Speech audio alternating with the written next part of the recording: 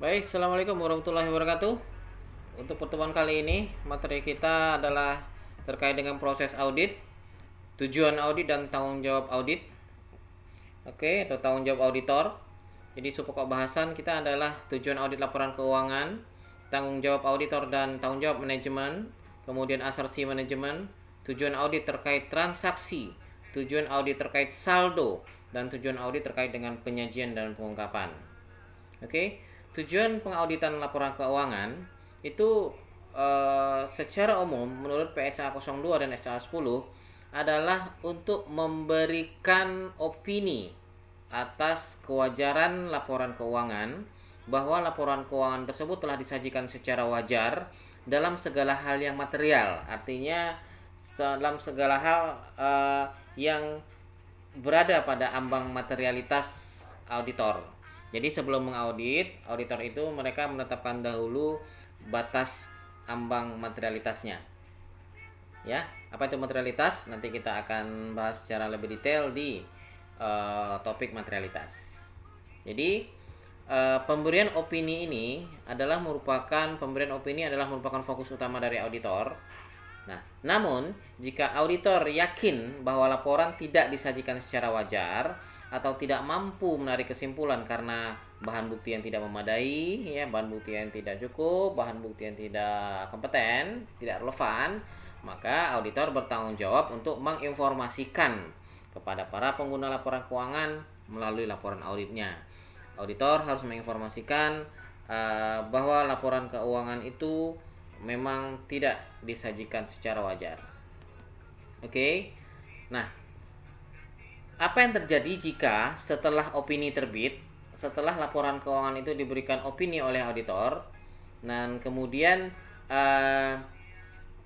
jika fakta-fakta yang ada kemudian mengindikasikan bahwa laporan keuangan itu tidak disajikan secara wajar, maka auditor harus menunjukkan pada pengadilan atau pada pihak yang berwenang terhadap laporan keuangan tersebut bahwa auditor telah menjalankan pengauditan dengan cara yang tepat. Artinya auditor sudah melakukan audit sesuai dengan prosedur, sesuai dengan standar audit yang telah ditetapkan. Ya, diulangi. Jadi misalnya opini audit itu sudah keluar, sudah terbit wajar tanpa pengecualian opininya. Namun di kemudian hari ada hal yang mengindikasikan bahwa ternyata laporan keuangan itu tidak disajikan secara wajar, seperti itu. Maka dalam hal tersebut auditor harus wajib menyampaikan bahwa proses audit yang sudah dijalankannya itu sebelumnya sudah sesuai dengan standar yang telah ditetapkan. Oke, kemudian langkah-langkah mengembangkan tujuan audit.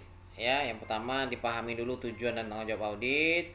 Kemudian laporan keuangan dibagi ke dalam siklus-siklus, ya, ada siklus hutang, ada siklus piutang, dan seterusnya.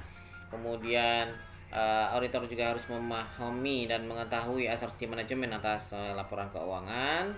Kemudian juga harus mengetahui tujuan umum audit itu apa. Untuk kelompok transaksi, untuk kelompok akun, dan untuk kelompok pengungkapan. Jadi ada kamar-kamarnya nih, ada kamar untuk transaksi, ada kamar untuk saldo akun, dan ada kamar untuk pengungkapan. Maksudnya gimana? Oke, nanti kita lanjutkan. Kemudian juga mengetahui tujuan khusus audit untuk kelompok-kelompok transaksi akun dan pengungkapan. Oke. Nah, kita lihat tanggung jawab manajemen dan tanggung jawab auditor. Jadi laporan keuangan itu, ya, ada yang mana yang merupakan tanggung jawab dari manajemen atau tanggung jawab perusahaan atau tanggung jawab klien, bagian mana yang merupakan tanggung jawab auditor. Kan ada dua pihak ini, ya. Nah, tanggung jawab manajemen itu adalah menerapkan kebijakan akuntansi yang memadai, menjaga kecukupan pengendalian internal, dan menyajikan laporan keuangan secara wajar. Artinya apa? Kebijakan akuntansi yang ada pada laporan keuangan, kemudian kecukupan SPI yang memadai, dan bagaimana penyajian laporan keuangan itu adalah merupakan tanggung jawab manajemen, bukan tanggung jawab auditor. Ya. Kemudian bagaimana jika manajemen tidak mengungkapkan laporan keuangan yang dianggap auditor tidak dapat diterima? Artinya bagaimana jika manajemen tidak mengungkapkan semua hal yang material terkait dengan laporan keuangan atau informasi-informasi penting itu tidak seluruhnya diungkapkan oleh manajemen, apa yang terjadi? Maka tentunya auditor tidak bisa mengaudit secara penuh. Maka auditor tidak bisa mengaudit atau melakukan pemeriksaan sesuai dengan standar yang telah ditetapkan. Tentu saja auditor akan memberikan opini tidak wajar atau adverse. Ya. Atau ketika bisa dijadikan pengecualian, maka opininya adalah opini wajar dengan pengecualian. Oke. Atau yang paling parah adalah ketika ketika perusahaan tidak mau mengungkapkan informasi-informasi penting yang ada pada perusahaan, sementara auditor harus mengaudit laporan keuangan tersebut, maka daripada salah-salah ngasih opini, lebih baik auditor menarik diri dari kontrak. Artinya apa? Artinya auditor nggak jadi deh kalau perusahaan tidak mau mengungkapkan informasi-informasi yang penting bagi auditor dalam melakukan audit, ya sudah, kita menarik diri saja. Kita tidak jadi ngaudit perusahaan saudara. Kenapa? Karena sangat berisiko opini yang diberikan tidak sesuai dengan kondisi yang ada. Nah, ketika opininya tidak sesuai atau ketika salah memberikan opini, maka risiko bagi kantor akuntan publik akan cukup signifikan bagi keberlangsungan kantor akuntan publik tersebut. Oke. Nah, jadi untuk meningkatkan tanggung jawab manajemen terhadap laporan keuangan, artinya apa? Artinya seluruh hal yang terkait dengan laporan keuangan tersebut adalah merupakan tanggung jawab manajemen. Nah, untuk meningkatkan tanggung jawab manajemen terhadap laporan keuangan tersebut, maka Otoritas Jasa Keuangan atau OJK itu mewajibkan, mengharuskan Presiden Direktur atau Chief Executive Officer atau CEO dan manajemen keuangan mengesahkan laporan keuangan yang dilaporkan ke OJK. Ya. Nah, mengesahkan laporan keuangan ini artinya apa? Ya, artinya pengesahan ini merupakan indikasi bahwa manajemen sudah membaca, sudah menyusun laporan keuangan tersebut sesuai dengan ketentuan dan akan bertanggung jawab terhadap laporan keuangan tersebut. Ya. Oke. Apa saja yang harus disampaikan dan ditandatangani oleh manajemen? Nah, ini dia. Bahwa laporan keuangan telah sesuai dengan prinsip akuntansi yang berlaku umum di Indonesia. Bahwa semua informasi yang diungkapkan dalam laporan keuangan tersebut sudah lengkap dan benar.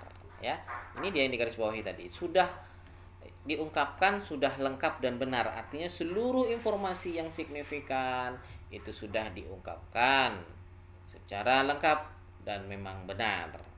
Kemudian manajemen sepenuhnya bertanggung jawab atas pengendalian internal yang terjadi di perusahaan, ya, bukan tanggung jawab dari auditor. Sementara tanggung jawab auditor sampai mana? Nah, tanggung jawab auditor itu adalah merencanakan audit, menjalankan audit, dan memberikan opini. Mana ya? Memberikan opini bahwa laporan keuangan tersebut telah bebas dari salah saji material. Ya. Nah, di sini auditor harus mampu mendapatkan keyakinan yang memadai, namun bukan absolut. Ya, artinya bukan pasti gitu loh. Karena mereka sistemnya kan sampling ya. Nah, bahwa salah saji material itu telah dideteksi. Auditor tidak memiliki tanggung jawab untuk merencanakan menjalankan audit untuk mendapatkan keyakinan yang memadai bahwa kesalahan penyajian disebabkan oleh kesalahan ataupun kecurangan yang tidak signifikan terhadap laporan keuangan yang telah terdeteksi. Artinya apa? Yang disajikan oleh auditor, yang dilaporkan oleh auditor adalah yang nilainya signifikan, yang bisa mempengaruhi keyakinan auditor atas laporan keuangan tersebut. Oke. Nah, ini dia. Tanggung jawab auditor adalah untuk mendeteksi kesalahan penyajian yang sifatnya material dalam laporan keuangan. Ya. Sementara hal-hal yang terkait dengan penyusunan laporan keuangan itu adalah tanggung jawab dari manajemen. Oke, kemudian asersi manajemen ini adalah hal yang harus diketahui oleh seseorang yang berkecimpung di dunia audit, itu terkait dengan asersi manajemen. Apa itu asersi manajemen? Nah, sesuai dengan definisi yang ada adalah merupakan pernyataan yang tersirat atau tersurat atau tertulis oleh manajemen mengenai kelompok-kelompok transaksi, mengenai kelompok-kelompok akun, dan mengenai pengungkapan laporan keuangan. Maksudnya apa sih? Oke, kita lanjutkan. Ini silakan dibaca saja. Kemudian, nah, audit itu memang merupakan seperti sebelumnya. Audit adalah merupakan perbandingan antara informasi yang diperoleh auditor, lalu informasi tersebut disesuaikan dengan kriteria yang telah ditetapkan, ya. Atau asersi yang digunakan berdasarkan PABU, prinsip akuntansi yang berlaku umum. Oke. Jadi kesimpulannya adalah auditor harus memahami asersi manajemen untuk melakukan pengauditan dengan tepat. Ya, makanya tadi saya sampaikan di awal bahwa asersi manajemen itu harus dipahami oleh orang yang berkecimpung di dalam dunia audit mengaudit. Ada 3 kategori asersi berdasarkan PSA 07 atau SA 326. Ya, hati-hati nih, keluar kuis mungkin nih. Asersi manajemen ada golongan transaksi, asersi manajemen terkait dengan saldo akun, asersi manajemen terkait dengan penyajian dan pengungkapan. Ya, ada keterjadian, ada kelengkapan, ada keakurasian atau keakuratan, ada klasifikasi, ada pisah batas. Ya, silakan dibaca. Ini ya, oke. Kemudian nah, ini dia. Dibagi 3 nih, jelas golongan transaksi, saldo akun, dan penyajian. Nah, sekarang kita ke tujuan audit terkait dengan transaksi. Yang ini ya, golongan transaksi ya. Tujuannya apa sih? Tujuan audit terkait dengan transaksi. Keterjadian. Nanti kalau ada keterjadian ya, atau eksistensi dan occurrence ya. Kemudian kita lihat keterjadian itu adalah lihat nih, karena dia terkait dengan transaksi, maka ini adalah yang dibahas adalah transaksi. Transaksi yang dicatat itu benar-benar terjadi apa tidak? Transaksi yang ada dilaporkan oleh perusahaan itu benar-benar terjadi atau hanya transaksi fiktif saja? Nah, itu yang harus ditelusuri. Jadi asersinya adalah untuk mengetahui bahwa atau apakah transaksi yang terjadi di perusahaan adalah transaksi yang benar-benar ada, transaksi yang benar-benar terjadi. Itulah keterjadian. Nah, kalau kelengkapan, asersi kelengkapan gimana? Apa tujuan audit terkait transaksi untuk asersi kelengkapan? Jadi, untuk mengetahui apakah transaksi yang ada di perusahaan itu telah dicatat. Kalau akurasi gimana? Ya, apakah transaksi yang dicatat oleh perusahaan tersebut telah disajikan dalam jumlah yang akurat atau jumlah yang benar? Lalu kemudian pemindah bukuan dan pengikhtisaran apa? Apakah transaksi yang dicatat itu telah dimasukkan ke dalam arsip utama dengan tepat dan telah diikhtisarkan dengan benar? Lalu klasifikasi apa? Apakah transaksi yang dimasukkan dalam jurnal klien telah diklasifikasikan dengan tepat? Artinya, kalau seandainya dia aset, apakah sudah dimasukkan ke dalam aset? Kalau seandainya dia memang modal, apakah diklasifikasikan ke dalam modal? Kalau seandainya dia utang, apakah telah diklasifikasikan sebagai utang? Jadi untuk memastikan apakah transaksi-transaksi yang ada di perusahaan itu sudah diklasifikasikan dengan tepat, sudah masuk ke kamar masing-masing. Jangan sampai salah kamar, jangan sampai salah klasifikasi. Lalu tentang penetapan waktu gimana? Nah, untuk menentukan, tujuannya adalah untuk menentukan apakah transaksi yang dicatat di perusahaan itu sudah sesuai dengan tanggal atau periode yang benar, ya. Nah, tujuan khususnya, ini ada, silakan dibaca ini. Oke. Nah, transaksinya contohnya apa nih? Contoh kelompok transaksi. Misalnya transaksi penjualan, transaksi penerimaan kas, pembelian barang jasa, gaji, dan sebagainya. Misalnya apa? Apakah benar transaksi penjualan itu sudah masuk ke penjualan semuanya? Apakah sudah benar bahwa transaksi penerimaan kas sudah masuk ke dalam penerimaan kas semua? Nah, gitu loh. Ya. Oke. Oke. Kemudian nih hubungan. Nah, hubungan antara asersi manajemen dengan tujuan audit terkait dengan transaksi. Ya. Asersi manajemen terkait dengan transaksi itu ada keterjadian, kelengkapan, akurasi, klasifikasi, dan visa batas. Tujuan audit umum terkait transaksi. Tujuan umum. Kejadian, kelengkapan, asersi, pemindah bukuan, klasifikasi, dan penetapan waktu. Tujuan audit khusus terkait dengan transaksi. Penjualan yang dicatat adalah untuk pengiriman kepada konsumen yang bukan fiktif dan seterusnya. Oke. Nah, lanjut. Kemudian tadi terkait dengan transaksi, sekarang terkait dengan saldo. Kalau terkait dengan saldo, maka fokusnya adalah saldo. Ketika fokusnya adalah saldo, maka fokusnya adalah nominal. Ketika fokusnya nominal, maka fokusnya adalah jumlah. Jadi asersi keberadaan adalah tujuannya untuk mengetahui untuk melihat apakah jumlah yang dicatat memang benar-benar ada. Misalnya ada jumlah piutang 100 juta. Nah, apakah benar-benar 100 juta ini memang benar-benar ada? Ya, benar-benar ada. Lalu kelengkapan. Apakah jumlah tersebut telah dicatat? Semuanya sudah dicatat secara lengkap.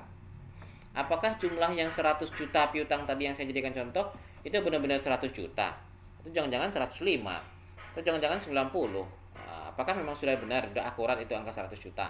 Jangan-jangan 100 juta tapi ada diskon sehingga jadi 95 dan seterusnya, ya. Lalu klasifikasi. Apakah jumlah yang dimasukkan? Nah, kalau tadi kan klasifikasi juga tapi transaksi.